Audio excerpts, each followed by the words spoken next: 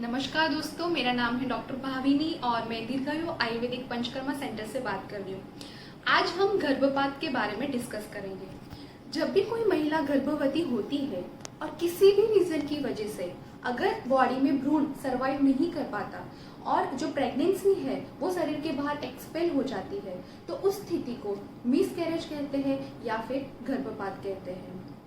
Ayurvedic perspective से बात करें तो अगर ये मिसकैरेज स्टार्टिंग के फर्स्ट, सेकेंड, थर्ड और फोर्थ मंथ तक होता है तो उसे गर्भस्राव कहा जाता है, और उसके बाद के मंथ में फिफ्थ सिक्स मंथ में अगर एबॉर्शन होता है तो उसे गर्भपात कहा जाता है।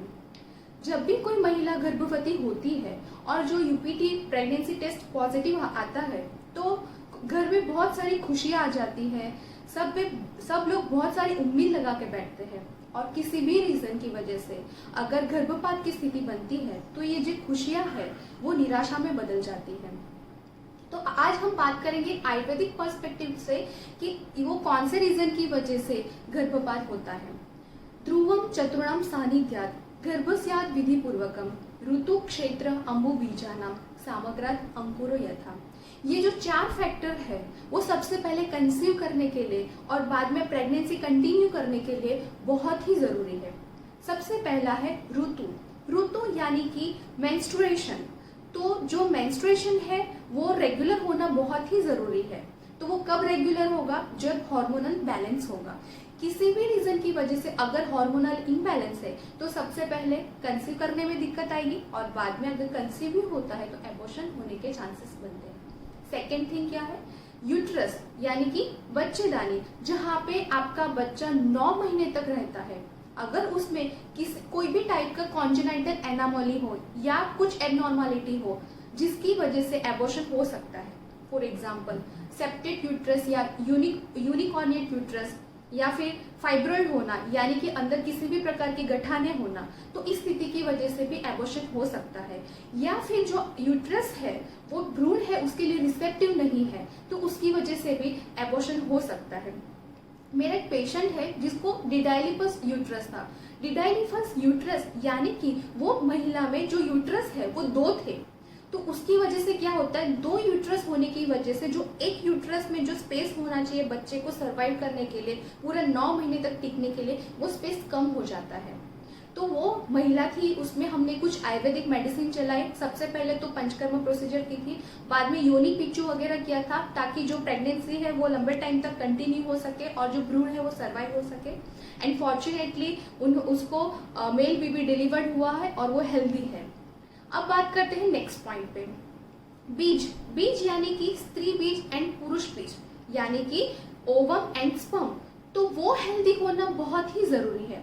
अगर किसी भी रीजन की वजह से उसमें कुछ भी क्रोमोसोमल एबनॉर्मलिटी होती है तो जो भ्रूण रेडी होता है तो उसमें कुछ क्रोमोसोमल एबनॉर्मलिटी होगी, तो उसकी वजह से एबॉर्शन हो जाता है, क्योंकि जो भ्रूण है वो आगे जाके सर्वाइव नहीं कर पाएगा। तो उसकी वजह से जो कुदरत ही है वो उसको अवॉइड कर देंगे ताकि अच्छे बच्चे ये यूनिवर्स में आए और सरवाइव कर पाए। अंबु यानी कि नरिशमेंट। जो नरिशमेंट बच्चे को मिल रहा है या फिर मदर को मिल रहा है वो बहुत ही इम्पोर्टेंट है। अगर वो नरिशमेंट में किसी भी टाइप की कुछ रुकावट है तो उसकी वजह से एबॉर्शन हो सकता है। For example anti phospholipid antibody, ये एक प्रकार की एंटीबॉडी होती है मदर में जिसकी वजह से क्लॉट बनने की टेंडेंसी होती है। तो क्या होगा, जो मदर में से जो बेबी को नरिशमेंट मिलना चाहिए तो वो क्लॉट बीच में आ जाएगा और उसकी वजह से जो नरिशमेंट है वो वहाँ पे पहुंच ही नहीं पाएगा, तो उसकी वजह से एबॉर्शन की स्थिति बनती है। या फिर जो आपका खाना है जिसके थ्रू नरिशमेंट बेबी को मिल रहा है वो खाना ही प्रॉपर नहीं हो, फॉर एग्जाम्पल वो ज़्यादा खट्टा हो या फिर ज़्यादा तीखा हो, तो उसकी वजह से जो हर रस रेडी होता है, जो नरिशमेंट रेडी होता है वो अच्छा नहीं होता है और एबॉर्शन की स्थिति बनती है। उसके साथ में कुछ और भी रीजन है, फॉर एग्जाम्पल कृमिजन्य यानी कि किसी भी टाइप का कुछ इन्फेक्शन हो या फिर आघात मतलब कि कुछ ट्रॉमा हो, एंड आहार विहार मतलब जो आपका खाना हो वो प्रॉपर नहीं हो, विहार मतलब जो आपकी सेडेंटरी लाइफस्टाइल हो, या फिर आपको रात को लेट नाइट तक जगना, स्मोकिंग, अल्कोहल, तो ये सब जो है वो भी इंजूरियस मदर के हेल्थ को है, तो उसकी वजह से भी एबॉर्शन की स्थिति बन सकती है। बॉडी है वो मेनली 3 दोषास पर डिपेंड करती है, वात, पित्त और कफ।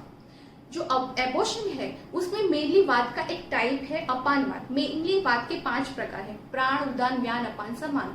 अगर अपानवात का इम्बैलेंस है तो उसकी वजह से एबॉर्शन हो सकता है। अपानो अपानगः श्रोणी बस्ती मेड्रु उरु गोचर शुक्र आर्तव सकृत मूत्र गर्भ निष्क्रमण क्रिया।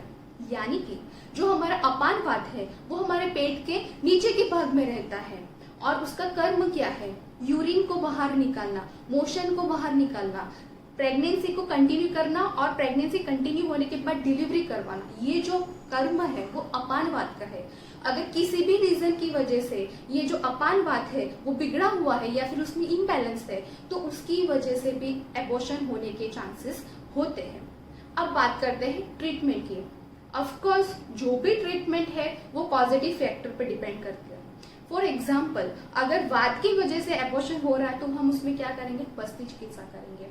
अगर पित्त की वजह से एबॉर्शन हो रहा है तो हम उसमें विरेचन और रक्त मोक्षण चिकित्सा करेंगे। तो सबसे पहले शोधन होता है, डिटॉक्सिफिकेशन होता है और उसके बाद रसायन और वाजीकरण चिकित्सा दी जाती है जो बॉडी को टॉनिक होती है। और उसके बाद आपको नेक्स्ट टाइम प्रेगनेंसी प्लान करनी चाहिए ताकि वो आगे जाके 9 महीने तक पूरा टिके और उसके बाद एक हेल्दी बेबी को डिलीवर करे। तो उस पे एक हमारा पूरा एक टॉपिक है जिसको बोलते हैं गर्भ संस्कार। आजकल मेट्रो सिटी में ये बहुत ही पॉपुलर है और इनफैक्ट वो करना ही चाहिए क्योंकि आप भी चाहोगे कि आपका जो फ्यूचर जनरेशन है तो आप में जो डिसीज है वो आपके बच्चे में ना आए। तो ये गर्भ संस्कार का जो मेरा वीडियो है वो नेक्स्ट आपको आएगा, उसमें आपको डिटेल डिस्क्रिप्शन मिलेगा। तो अगर एबॉर्शन की बात करें तो सबसे पहले शोधन लेना चाहिए, रसायन वाजीकरण लेना चाहिए और उसके बाद प्रेगनेंसी प्लान करनी चाहिए। एंड ड्यूरिंग प्रेगनेंसी भी कुछ आयुर्वेदिक दवाइयां होती है जिससे मासानुमासिक चिकित्सा बोली जाती है, तो वो आपको फॉलो करना चाहिए और उसके बाद आप हेल्दी बेबी को डिलीवर कर सकते हैं। तो अगर इस टॉपिक पे आपको कुछ भी डाउट है या फिर आप कुछ और जानना चाहते हो तो आप हमें दीर्घायु आयुर्वेदिक पंचकर्मा सेंटर पे कांटेक्ट कर सकते हो। Thank you.